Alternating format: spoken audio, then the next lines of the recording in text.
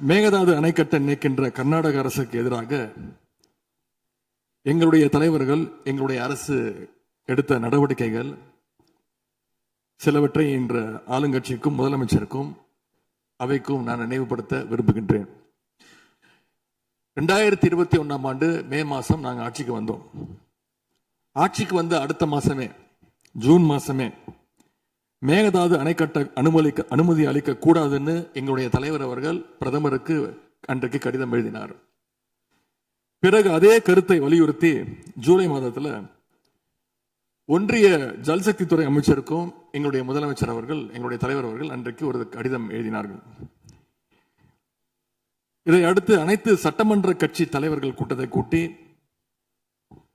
எந்த காலத்திலும் அணையை கட்டக்கூடாது, அனுமதிக்கக்கூடாது என்ற தீர்மானத்தையும் நாங்கள் நிறைவேற்றினோம். ஜூலை மாதத்தில் மீண்டும் அதே ஒன்றிய அமைச்சர்கிட்ட நேரில் சென்றும் வலியுறுத்தி இருக்கிறோம். கடந்த 2022-23 ஆண்டு நிதியாண்டில் அணை கட்டுவதற்காக கர்நாடக அரசு 1000 கோடி ரூபாயை ஒதுக்கீடு செஞ்ச உடனே, இந்த விஷயம் தெரிஞ்ச உடனே இதே அவையில் அதை கண்டிச்சு அரசினர் தனி தீர்மானத்தையும் எங்களுடைய அரசு அன்றைக்கு நிறைவேற்றுச்சு. அன்றைக்கு எங்களுடைய தலைவர் அவர்கள், முதலமைச்சர் அவர்கள் பேசும்போது சொன்னார், தமிழ்நாட்டின் உரிமையில நாம அனைவரும் ஒன்றுபட்டு நிற்போம் அப்படின்னு எங்களுடைய தலைவர் அன்றைக்கு இது அவையில குறிப்பிட்டு பேசியிருக்கிறார். மேகதாது அணை கட்டுறது பத்தின விரிவான திட்ட அறிக்கையை விவாதிக்கணும்னு காவிரி நதிநீர் மேலாண்மை ஆணைய கூட்டத்தில் கர்நாடக அரசும் ஒன்றிய அரசும் வச்ச அஜெண்டாவை நீக்க எங்க தலைவர் தலைமையிலான அரசு அன்றைக்கு கடுமையாக வலியுறுத்தியது. இதற்காக அன்றைய முதலமைச்சரான எங்களுடைய தலைவர் பிரதமருக்கு மீண்டும் ஒரு கடிதம் எழுதினார் ஜூலை மாதத்தில் 2022 ஆண்டு. அப்போதைய நீர்வளத்துறை அமைச்சர் திரு துரைமுருகன் தலைமையில் தமிழ்நாடு சட்டமன்ற அனைத்து கட்சி குழுவினர் ஒன்றிய ஜல்சக்தி அமைச்சரை நேரில் சந்திச்சு வலியுறுத்தி இருக்கிறாங்க. இப்படி நம்முடைய தொடர் எதிர்ப்பின் காரணமாகத்தான் மேகதாது அணையுடைய டீடைல்டு ப்ராஜெக்ட் ரிப்போர்ட் பிப்ரவரி மாதம் மத்திய நீர்வள ஆணையத்திற்கு மீண்டும் திருப்பி அனுப்பப்பட்டது. மேலும் கழக அரசுடைய எதிர்ப்பால மேகதாது அணையுடைய டேர்ம்ஸ் ஆஃப் ரெஃபரன்ஸை தன்னுடைய திட்டப்பட்டியலில் இருந்து ஒன்றிய சுற்றுச்சூழல் அமைச்சகமும் நீக்கினாங்க. அது மட்டும் இல்லாமல் 2024 ஆண்டு நவம்பர் மாதம் ஒன்றிய சுற்றுச்சூழல் அமைச்சர் எங்களுடைய அரசினுடைய நீர்வளத்துறை அமைச்சருக்கு ஒரு கடிதம் அனுப்பியிருந்தார். அவர் எழுதியிருக்கக்கூடிய அந்த கடிதத்தில் இரு மாநிலங்களுக்கு இடையே சுமூக தீர்வு எட்டப்பட்ட பிறகுதான், அதாவது டேர்ம்ஸ் ஆஃப் ரெஃபரன்ஸ் அனுமதி பற்றி ஆலோசிக்கப்படும் என்று அந்த கடிதத்தில் குறிப்பிட்டு எழுதியிருக்கின்றார். மேகதாது அணை தொடர்பாக கர்நாடக அரசு விரிவான திட்ட அறிக்கை, டீடைல்டு ப்ராஜெக்ட் ரிப்போர்ட் சமர்ப்பிக்கல அப்படிங்கிறது தான் எங்களுடைய கழக அரசு இருந்த வரையிலான நிலைமை. திராவிட முன்னேற்ற கழக அரசும் எங்களுடைய தலைவரும் தைரியமாக தமிழ்நாட்டின் எதிர்ப்பை பதிவு செஞ்சதுனால தான் இது சாத்தியமாச்சு என்பதை இந்த மாமன்றத்தில் நான் மீண்டும் பதிய வைக்க விரும்புகின்றேன். இன்னொரு முக்கியமான விஷயம் என்னன்னா, சென்ட்ரல் வாட்டர் கமிஷன், மத்திய நீர்வள ஆணையம் 2018 ஆண்டு தேதியிட்ட 2018 ஆண்டு 22/11 தேதியிட்ட கடிதம் மூலமாக கர்நாடக அரசுக்கு சில முக்கியமான நிபந்தனைகளை அறிவிச்சிருக்கிறாங்க. முதலாவது கண்டிஷன் என்னன்னா, மேகதாது அணை கட்ட மத்திய நீர்வள ஆணையம் நிபந்தனையற்ற அனுமதி எதுவும் கொடுக்கவில்லை.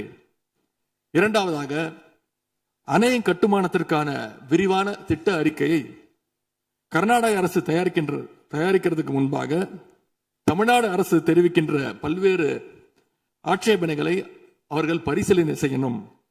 மூன்றாவதாக, மத்திய மின்வாரிய ஆணையத்திடமும் சம்பந்தப்பட்ட மாநிலத்தில் இருக்கக்கூடிய மத்திய நீர்வள ஆணைய யூனிட் கிட்டையும் கலந்து ஆலோசனை செய்ய வேண்டும். இது எல்லாத்திற்கும் மேலாக காவிரி வாட்டர் மேனேஜ்மெண்ட் அத்தாரிட்டியுடைய முன் அனுமதியையும் பெறணும் அப்படின்னு அந்த கடிதத்தில் தெளிவாக எழுதியிருக்கிறாங்க. எனவே மாண்புமிகு பேரவைத் தலைவர் அவர்களே, இந்த அரசு இதையெல்லாம் ஒன்றிய அரசு கிட்ட உறுதியாக எடுத்து பேசி காவிரியில நம்முடைய தமிழ்நாட்டுடைய உரிமையை நம்ம அனைவரும் சேர்ந்து நிலைநாட்டிட வேண்டும். இன்னொரு முக்கியமான விஷயத்தையும் இங்கே நான் பதிய வைக்க விரும்புகின்றேன். மேகதாது பிரச்சனை தொடர்பாக கடந்த 13/11/2025 ஆண்டு அன்றைக்கு உச்சநீதிமன்ற தீர்ப்பு வெளிவந்த பிறகு 4/3/2026 அன்றைக்கு அன்றைய முதலமைச்சரான எங்களுடைய தலைவர் அவருடைய உத்தரவின்படி தமிழ்நாடு நீர்வளத்துறை அரசு செயலாளர் ஒன்றிய ஜல்சக்தி துறை செயலாளருக்கு ஒரு கடிதம் எழுதியிருக்கின்றார். அந்த கடிதத்தில் கர்நாடகா மாநிலத்துடைய மேகதாது அணை கட்டும் பிரச்சனை ஒரு நியூ டிஸ்பியூட் அப்படிங்கிறதுனால நதி நீர் தாவா சட்டம் 1956 படி The Interstate River Water Disputes Act 1956 அடிப்படையில் நடுவர் மன்றம் அமைக்கணும்னு ஒன்றிய அரசுக்கு கோரிக்கை வச்சிருந்திருக்கிறோம். ஆகவே இந்த அரசு இப்ப கொண்டு வந்திருக்கக்கூடிய அந்த தீர்மானத்தில் மேகதாது அணை கட்டுறது தொடர்பாக தமிழ்நாடு அரசு மார்ச் 4 2026 ஆண்டு அன்றைக்கு எழுதின கடிதத்தில் கேட்டுக்கிட்டபடி மாநிலங்களுக்கு இடையிலான நதிநீர் தாவா சட்டம் 1956 பிரிவு 4 கீழே அந்த அடிப்படையில் புதிய நடுவர் மன்றம் அமைக்க வேண்டும் என ஒன்றிய அரசை இப்பேரவை வலியுறுத்துகிறது அப்படிங்கிறத என்னுடைய பெயரில் கொடுக்கப்பட்டிருக்கக்கூடிய அந்த திருத்தத்தை சேர்க்க வேண்டும் என்று உங்களை நான் கேட்டுக்கொள்கின்றேன். கர்நாடகா மேகதாது அணை கட்டுறதை தடுக்க சட்ட ரீதியாகவும் பிரதமர் மூலமாகவும் இந்த அரசு எடுக்கின்ற அனைத்து முயற்சிகளுக்கும் திராவிட முன்னேற்ற கழகம் நிச்சயமாக துணை நிற்கும். மேகதாது அணை கட்ட முயற்சிக்கக்கூடிய கர்நாடக அரசை நாம அனைவரும் சேர்ந்து ஒற்றுமையாக இருந்து தடுத்து நிறுத்துவோம் என்று கூறி இந்த தீர்மானத்திற்கு எங்களுடைய முழு ஆதரவை நாங்கள் தெரிவித்துக் கொள்கின்றோம். அனு பேரவைத் தலைவர் அவர்களே, அதே போல இந்த ஆண்டு ஜூன் 12 மேட்டூர் அணையை திறக்காதனால இன்னைக்கு டெல்டா விவசாயிகள் கஷ்டத்தில் இருக்கிறாங்க. குறுவை சாகுபடி இன்றைக்கு பாதிக்கப்பட்டிருக்கு.